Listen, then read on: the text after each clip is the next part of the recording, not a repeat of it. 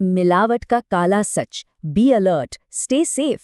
दोस्तों, इस खास विश्लेषण में आप सभी मेहनतकश साथियों का बहुत बहुत स्वागत है। ये जो पूरी चर्चा है ना, इसके कॉपीराइट कृष्ण कुमार जी के पास हैं। अच्छा, आप लोग दिन रात कारखानों में, साइट्स पर खून पसीना एक करते हैं। मशीन में कोई गड़बड़ हो या सीमेंट में मिलावट, आप तुरंत पकड़ लेते हैं ना, है ना? लेकिन आज हम एक जासूस की तरह सोचेंगे। आज बात कारखाने की नहीं, सीधे हमारी और आपकी थाली की है।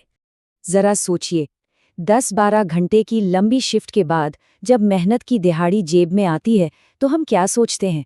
यही ना कि चलो घर जाते जाते बच्चों के लिए कुछ ताज़े फल ले लें।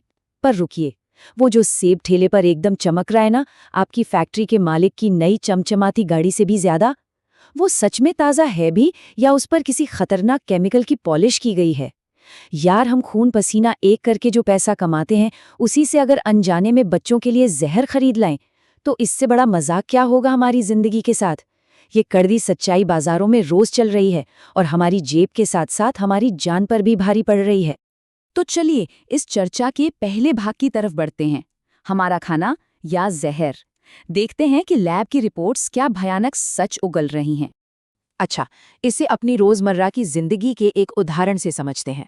अगर आपकी फैक्ट्री की किसी भारी मशीन में खराब या मिलावटी तेल डाल दिया जाए तो क्या होगा? इंजन सीज हो जाएगा, मशीन धुआं फेंकने लगेगी। बिल्कुल सही। हमारे शरीर का इंजन भी तो ऐसा ही है। आपको पता है, फलों और सब्जियों को एकदम फ्रेश दिखाने के लिए ये लोग उस पर फॉर्मेलिन नाम के केमिकल का लेप लगाते हैं।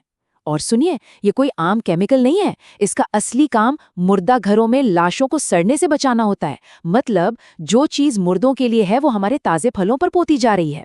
रिसर्च बताती है कि सिर्फ 30 मिलीलीटर, जी हाँ, मुश्किल से एक छोटा घूंट फॉर्मेलिन एक हट्टे कट्टे इंसान की जान लेने के लिए काफी है। हम सचमुच अपने शरीर के इंजन में तेजाब डाल रहे हैं। अब जरा इन सरकारी लैब रिपोर्ट्स पर नजर डालिए जो कर्नाटक और बंगाल से आई हैं। दिमाग हिल जाएगा आपका।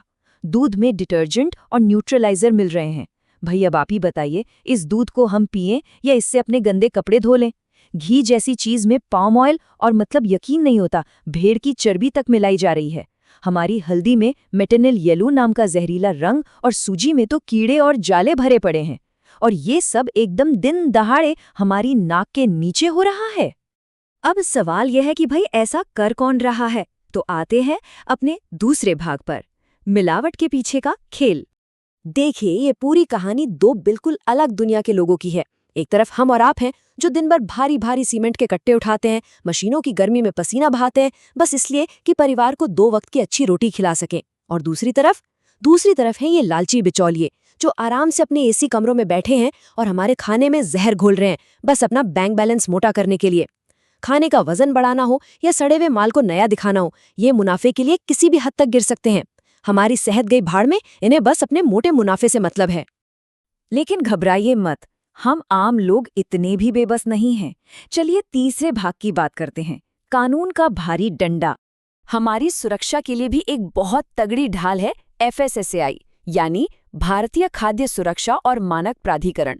सरकार ने 2006 में एक फूड सेफ्टी एक्ट लागू किया था। इसका सीधा सा फंडा है, हर हिंदुस्तानी की थाली में जो खाना जाए वो सुरक्षित हो। ये संस्था ऐसे मिलावटखोरों और गंदा खाना बेचने वालों पर एकदम चील की तरह नजर रखती है और उन्हें सीधा कानून का रास्ता दिखाती है। अब जरा सजा सुनिए।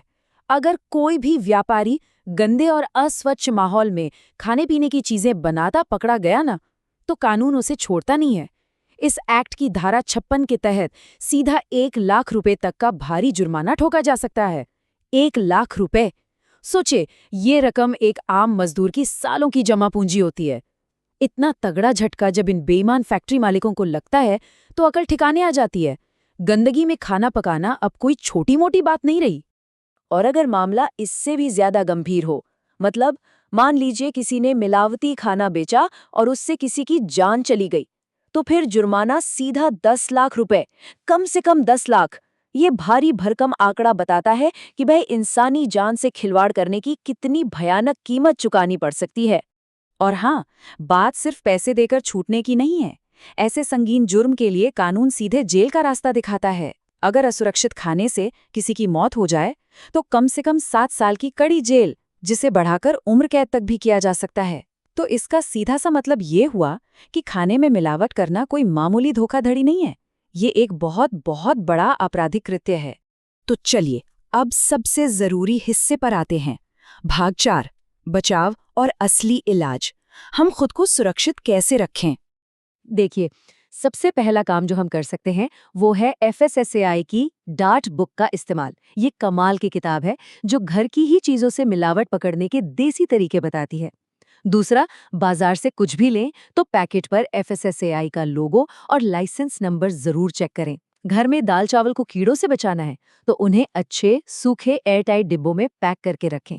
और हाँ, हमेशा उसी दुकानदार से राशन लें जो साफ सफाई रखता हो और आपके सामने सही सही तौलता हो। सबसे बड़ी बात, अगर दाल में कुछ काला लगे या लगे कि खाने में मिलावट है तो भाई चुप मत बैठिए, तुरंत अधिकारियों से शिकायत कीजिए।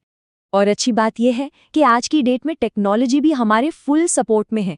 सरकार के ईट राइट इंडिया जैसे अभियानों के साथ साथ अब ऐसी मशीनें आ गई हैं, जैसे एक शीर स्कैनर का ही उदाहरण ले लीजिए। ये ऐसा जादुई उपकरण है ना, जो बस कुछ ही सेकंड्स में स्कैन करके बता देगा कि आपके दूध में यूरिया, डिटर्जेंट या कास्टिक सोडा तो नहीं मिला है। टेक्नोलॉजी और हमारी जागरूकता जब साथ मिलते हैं ना, तो इन मिलावटखोरों की कोई भी चालाकी टिक नहीं सकती। तो दोस्तों, अब जब हमारे सामने ये पूरा काला सच आ ही गया है, तो एक सवाल खुद से पूछिए, क्या हम इन लालची बिचौलियों को हमारी खून पसीने की कमाई से हमारी ही थाली में जहर परोसने देंगे, या फिर हम आंखें खोलेंगे और सतर्क रहेंगे? फैसला आपका है। जानकारी ही हमारा सबसे बड़ा हथियार है। सवाल पूछिए, जांच कीजिए और अच्छे सुरक्षित खाने के अपने हक को पहचानिए। और हमेशा ये मंत्र याद रखिए, मिलावट का काला सच, बी अलर्ट, स्टे सेफ।